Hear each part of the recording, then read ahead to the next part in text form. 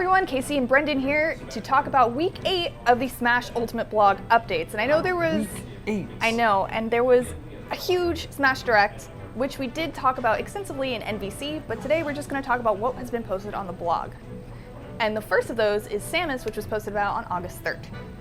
We got to see a little bit of a video and to showcasing all of her moves. Yeah, we actually got to play as her at E3 during the demo. I think we have footage of that during our live show we were playing. And I noticed a couple of things. There was one thing I really wanted to point. I was like, oh man, I'm gonna have this whole scoop because I noticed that one of her final alternate costume colors used to be Dark Samus, but now it's just black with a yellow trim. I wonder if that means that Dark Samus is gonna be a playable character. And lo and behold, I'm gonna scoop on that, and then the next day, oh, I guess I was right. She exists. There's Dark Samus, and we saw more of that in the Direct this week. So yeah, she has a different costume now. But as far as mechanically different, she does seem to move a little bit faster, especially with the dodge roll, where she turns into a warp ball. And also it's kind of very slow. Now it's a lot faster. Her bombs, the down B special, also detonate a lot faster than they used to before. Her throws have been increased in damage that I noticed. Yeah, I heard that there was a new up throw. Yeah. What she is now it? kind of throws up and just shoots her cannon in the air after throwing, instead of just the whip cannon throw.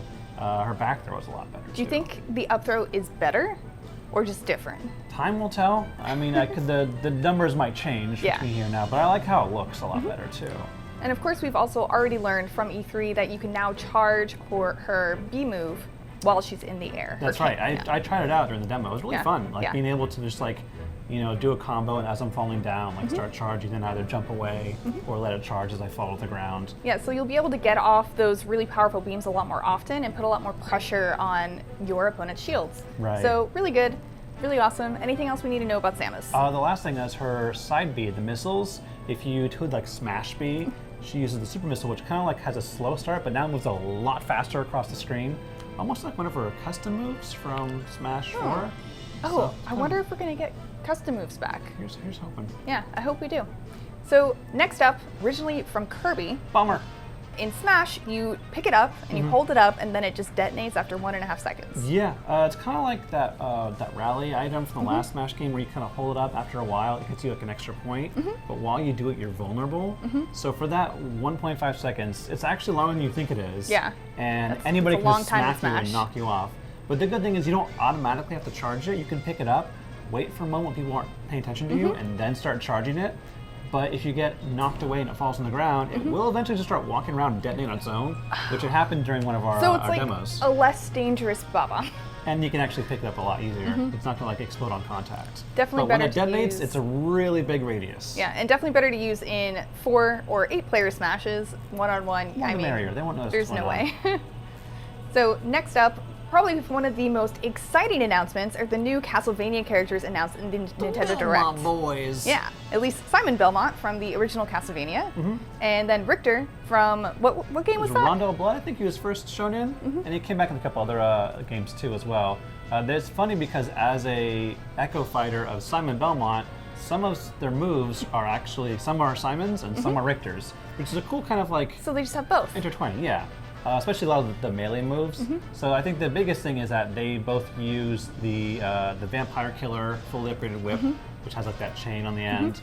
It has the longest range of any Smash attack, which is pretty exciting. Yeah, I think Sakurai said that it's slightly slower, but has the most reach. Yeah, so you have to be careful because when those attacks go out, it takes a lot of charge up and to retract. So if someone dodges around you, that's going to be painful. High risk, high reward. Yeah. I'm excited to play as him, especially because it looks like the whip can move freely like it did in Castlevania 4. Almost like Sheik's old chain ability, Yeah, where she can just kind of do this with it. And it can block projectiles as well. I wonder if it can do that. They showed Mega Man attacking, and he threw his buzzsaw, and Simon just bats it out of the way. That's really neat. As well as his running beams, as well as the aerial chain whips can be directional. So when he was in the air, you could see him going up at an angle. Kind of like Martha Shieldbreaker now is kind of angled as well, which gives him a lot more versatility. He also has special moves from different Castlevania items. There's the axe throw, there's the holy water that kind of goes on the ground like that's arc really fire. Cool. And then there's the cross, kind of like a boomerang, but it pierces opponents. and comes back to him. And then his final smash is the final cross where he chains someone on a coffin, throws him up in the air, and freaks out. That's really cool. And then there's, of course, what interested me is it was actually a Richter move, is his, I think it looks like a down A attack. He slides across the ground and then goes into a kick move. So he goes across the screen, which has some really good combo setup right there. And also his aerial down A kind of just slams downward, and then he jumps back up to do an attack after that. I wonder if that slide up could then like chain people. It looks like it could be. He looks like a very interesting character. Yeah. I'm really excited to see him. And they also announced a ton of new music from Castlevania. How many tracks? 4 tracks. Which is only part of the more than 900 tracks that they announced, and 28 hours of music that you can now listen to on your Switch while it's in rest mode. Yeah, so for Castlevania music fans, you should check out. They put out on the blog was Bloody Tears / Monster Dance, a remix. It was done by Michiko Naruka. She is well known for composing the Wild Arms series, and probably my favorite part, she did a composition for Brawl, Bramble Blast, and the Ocarina Time Medley, which were my 2 favorite tracks. Ocarina Time Medley was the best. They somehow made Saria's song into like the most epic sounding music ever. So if she's doing more compositions, I am all for that. I'm excited. I'm honestly so excited to listen to all of the new music in these. I'm gonna plug in my car and drive around. Yeah, and they were so. I remember I got the Smash Bros. Melee soundtrack with my old Nintendo Power back in the day, and it was one of my favorite. Smashing Live. Yeah, no, it was so good. It was so good. So we're super excited about all the music tracks. And I guess we can also mention that stages can be melded together now. Man, there's just so much to talk about from that direct. But about the blog.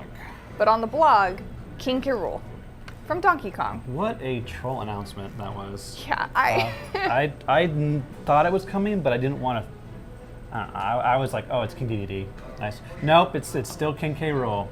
And you know, when they showed King Dedede, I originally was like, is this going to be a King Dedede Echo Fighter? And I was like, no way, no, it doesn't make sense. And he is brand new moves, and there are a lot of them are pulled from different Donkey Kong Country games. Specifically, he has his crown toss from the first boss fight, and that works like a boomerang. Yeah, is what it looks but like. it can be captured, as they show in the trailer. The villager pockets it.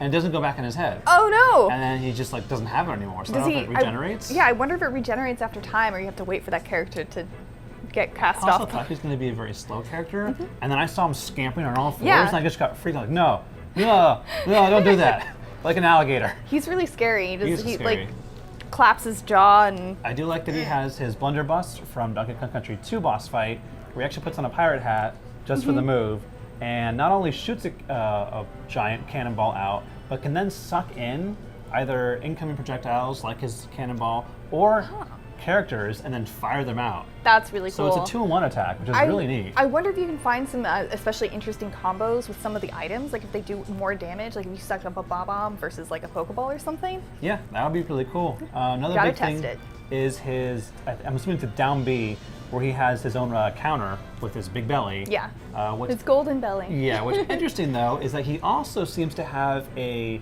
side move where he goes against Little Mac and just does like a belly jab, and he outpowers Little Mac's attack. That is hard to do. So it has a incredible amount of super armor on it. Yeah. That it can bully through his attack and just hit him, which is kind of terrifying. That is super terrifying because I play as Pikachu, and fighting Little Mac is one of the most frustrating things ever because his moves have priority over almost all of Pikachu's.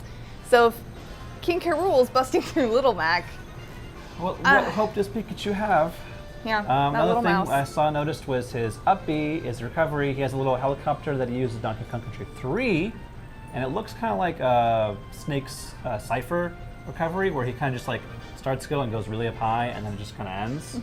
And then finally, we saw his down smash, which kind of stuns people on the ground. Like Donkey Kong's. Kind of Donkey Kong's side move where he buries them. So King K. Rool can also bury people. And then, of course, his final smash is just over the top. I'm going to detonate the Kong Island with my giant fortress laser. Yeah, which was originally made to destroy Kong Island. I don't know why he'd want to do that. Doesn't he live there too? No, he lives in the other island. He lives in the other island. Across the bay. The warring islands of King K. Rool and Donkey Kong. Some quick trivia for you. King K. Rool used to be friends with Cranky Kong back in the day, according to the animated series. That's probably not canon.